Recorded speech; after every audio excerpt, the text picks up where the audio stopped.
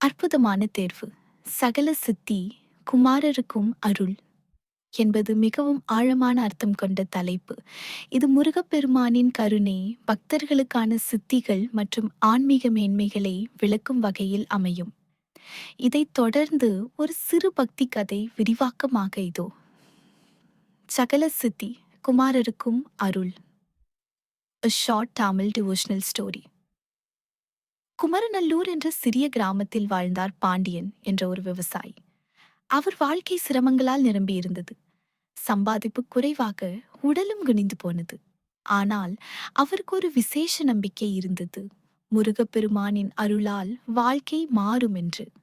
ஒவ்வொரு செவ்வாய்க்கிழமையும் அவர் தண்டமடித்து அருகிலுள்ள முருகன் கோவிலுக்கு சென்று பூஜை செய்தார்.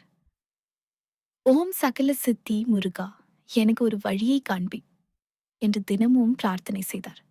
ஒரு நாள் இரவில் ஒரு கனவில் முருகப்பெருமான் தோன்றி சொன்னார், உன்னுடைய பக்தி உண்மையானது.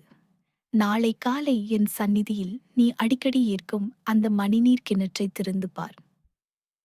அடுத்த நாள் பாண்டியன் சென்று பார்த்தபோது அந்த கிணற்றில் பழைய சில நாணயங்கள், சில புத்திர மந்திரங்கள், ஒரு பழைய வேல் வடிவ முத்து பூச்சி ஆகியவை இருந்தன.